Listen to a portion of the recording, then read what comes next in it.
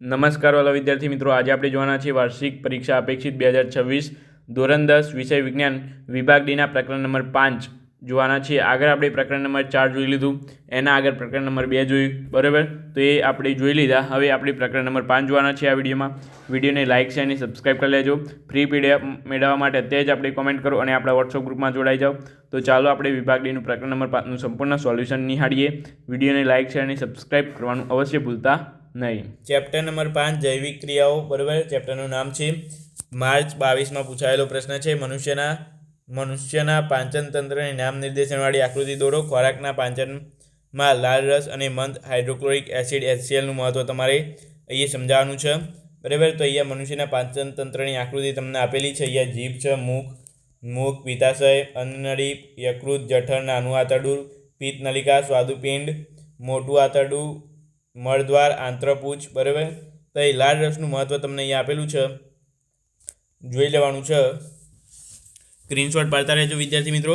તો અહીંયા લાળ રસનું મહત્વ જોઈ લઈએ આપણે. પહેલાં તો મુખમાંથી લાળ ગ્રંથિઓ આવેલી હોય છે. લાળ ગ્રંથિમાં લાળ રસનો સ્તોત્ર કરે છે. આ લાળ રસ ખોરાકને ભીનો બનાવે છે અને જેથી પાચનનો માર્ગ સરળતાથી આગળ વધી શકે છે. વળી લાળ રસ એમાઇલેઝ ઉત્સેચક આવેલા હોય છે, તે ખોરાકમાં ટાર્ચનું સરળ શર્કરામાં રૂપાંતર કરે છે. આમ ખોરાકના પાચનની શરૂઆત મોંમાંથી થાય છે.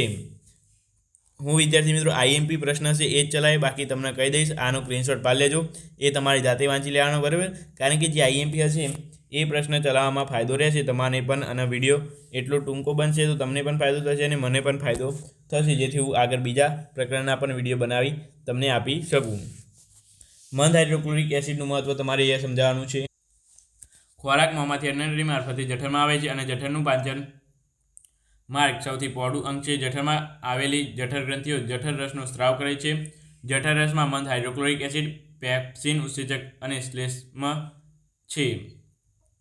મંદ હાઇડ્રોક્લોરિક એસિડના કાર્યો તમને અહીંયા આપેલા છે, બરાબર. 3 કાર્યો છે અને 3 IMP છે. પહેલું છે વિદ્યાર્થી મિત્રો, ખોરાક સાથે જઠરમાં દાખલ થયેલા બેક્ટેરિયા અને હાનિકારક સૂક્ષ્મજીવોનો નાશ કરે છે. તે જઠરમાં એસિડિક માધ્યમને જાળવે છે.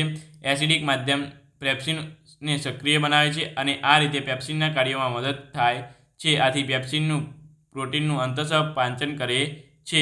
ત્યાર પછી છે મનુષ્યના હૃદયની અંતઃસ્થ રચના દર્શાવતી નામ નિર્દેશનવાળી આકૃતિ દોરો. તેમાં રુધિરનું પરિવહન સમજાવો.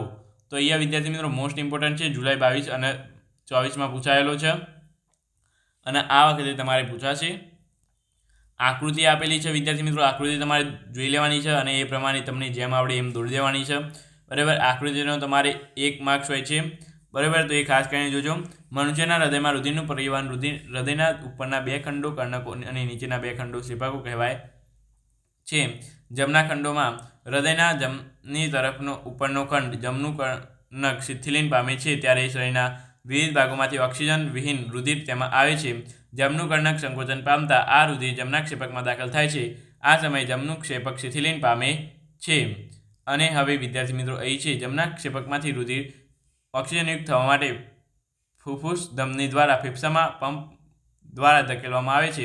જ્યારે કર્ણકે ક્ષેપક સંકોચન પામે છે, ત્યારે વાલ્વ તેની વિરુદ્ધ દિશામાં રુધિર પ્રવાહને અટકાવવાની ક્રિયા કરે છે. ડાબા ખંડોમાં વિદ્યાર્થી મિત્રો અહીંયા છે કે ફેફસામાંથી ફુફ્ફુસ શિરાઓ દ્વારા ઓક્સિજનયુક્ત રુધિર હૃદયના ડાબા કર્ણકમાં આવે છે અને ડાબું કર્ણક પાતળી દિવાલ ધરાવતો હૃદયનો ડાબી બાજુનો ઉપરનો ખંડ છે.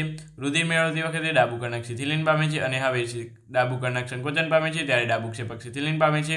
આથી ડાબા કર્ણકનું રુધિર ડાબા ક્ષેપકમાં દાખલ થાય છે. જ્યારે સ્નાયુમય ડાબું ક્ષેપક સંકોચન પામે છે, ત્યારે રુધિર ધમનીકાંડમાં ધકેલાઈને ધમનીઓ દ્વારા શરીરના વિવિધ ભાગોને રુધિર પહોંચાડવામાં આવે છે અને ક્ષેપકને શરીરના વિવિધ ભાગોમાં રુધિર ધકેલવાનું હોવાથી કર્ણકની તુલનામાં ક્ષેપકની દિવાલ જાડી અને સ્નાયુમય હોય છે.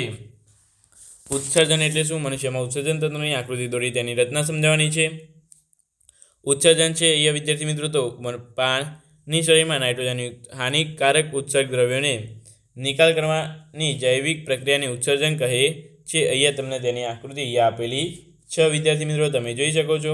મનુષ્યના ઉત્સર્જનમાં 1 જોડ મૂત્રપિંડ, 1 જોડ મૂત્રવાહિની, મૂત્રાશય અને મૂત્રમાર્ગનો સમાવેશ થાય છે. અહીંયા તમને આપેલું છે 1 જોડ મૂત્રપિંડ ઉરોદરમાં કરોડસ્તંભની શુરુકાઓની બંને પાછુબાજુએ આવેલા છે. મૂત્રપિંડમાં પાયારૂપી ગાળણ એકમ મૂત્રપિંડ નલિકા છે. મૂત્રપિંડ નલિકા લાંબા ગુંદલામય રચના ધરાવે છે. તેના અગ્રભાગે કપ આકારની બ્રાઉમેનની કોથળી આવેલી છે. વિદ્યાર્થી મિત્રો, એ તમારે આ ખાસ યાદ રાખવાનું છે, હેતુલક્ષીમાં પૂછાય છે. બરાબર. તેની પાતળી દિવાલ વાળી રુધિર કેશિકાઓનું ઝુમખું હોય છે, તેને રુધિર કેશિકા ગુંજ કહે છે. યાદ રાખજો, રુધિર કેશિકા ગુંજ કોને કહેવાય? હેતુલક્ષીમાં પૂછાય છે 1 માર્ક્સમાં. બરાબર. અને આ રીતે વિદ્યાર્થી મિત્રો, રુધિરમાંથી ગાળણ દ્વારા નાઇટ્રોજનયુક્ત ઉત્સેચક દ્રવ્ય યુરિક એસિડ અલગ પડે છે અને તેનું મૂત્રનું નિર્માણ થાય છે. મૂત્રવાહિની મૂત્રપિંડને મૂત્રાશય સાથે જોડાણ કરતી એક લાંબી નલિકા છે. મૂત્રપિંડમાં મૂત્રનું નિર્માણ થયેલું મૂત્ર મૂત્રવાહિની દ્વારા મૂત્રાશયમાં જાય છે. મૂત્રાશય તે મૂત્રનો સંગ્રહ કરતી સ્નાયુમય કોથળી છે, તેમાં મૂત્રનો હંગામી સંગ્રહ થાય છે. મૂત્રમાર્ગ તો મૂત્રાશયથી શરીરની બહારની બાજુ ખુલતા છિદ્ર સુધી લંબાવેલા માર્ગને છે, બરાબર, જેને મૂત્રમાર્ગ કહે છે. તેના દ્વારા મૂત્રનું ઉત્સર્જન થાય છે. વિદ્યાર્થી મિત્રો, યાદ રાખજો, માનવ પાંચન તંત્રની નામ નિર્દેશનવાળી આકૃતિ દોરી તેના મુખ અંગે વિશે તમારે માહિતી આપવાની છે. આ તમારી જાતે માર્ચ ચોઈસમાં પૂછાયેલું છે. વિદ્યાર્થી મિત્રો, આઈએમપી છે, તમારે આ જાતે જોઈ લેવાનું રહેશે. શ્વસન એટલે શું, તેના પ્રકાર જણાવો. જૂન ચોઈસમાં પૂછાયેલું છે. આ પણ તમારે જાતે જોઈ લેવાનું રહેશે. વિદ્યાર્થી મિત્રો, એટલું બધું કંઈ આઈએમપી છે નહીં. ત્યાર પછી તમારે આ પણ છઠ્ઠો પ્રશ્ન છે કે તમારે અહીંયા ઉપરયોગ ABEFના નામ આપો અને ઉપરયોગ ભાગોમાંથી પસાર થયેલું રુધિર ફરીથી તે જ માર્ગમાં પાછું ન આવે તે માટેના 2 ખંડો વચ્ચે શું આવેલું હોય છે. અને શરીર અહીંયા 4 પ્રશ્નો આપેલા છે. 4 પ્રશ્નો તમારે અહીંયા નામ નિર્દેશન કરી જવાબ આપવાના રહેશે. આઈએમપી એટલું બધું છે નહીં, તો પણ તમારે જોઈ લેવાનું છે. મનુષ્યના પાંચન તંત્રની નામ નિર્દેશનવાળી આકૃતિ દોરો અને નાના તડામાં થતી પાંચન ક્રિયા વર્ણવો. વિદ્યાર્થી મિત્રો, આ અમુક વાર પૂછાય છે, તો જોઈ લેવાનું રહેશે. તમારે આ જોઈ લેજો પહેલાં, બરાબર. આઈએમપી છે વિદ્યાર્થી મિત્રો, આમ કહી શકીએ, પણ એટલો બધો આઈએમપી નથી. મોસ્ટ આઈએમપી નથી. આઈએમપી ખરો પણ મોસ્ટ આઈએમપી નહીં, બરાબર. તૈયાર કરી લેજો. પછી આ તમારે આઈએમપી છે, ધોરણ 11માં પણ આવે છે.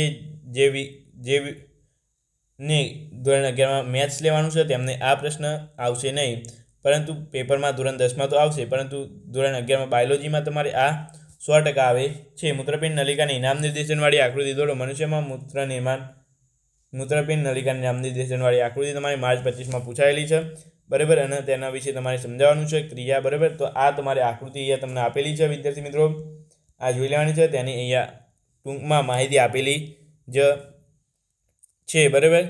હું તમને અહીંયા સમજાવી દઉં છું. આ લાસ્ટ પ્રશ્ન છે.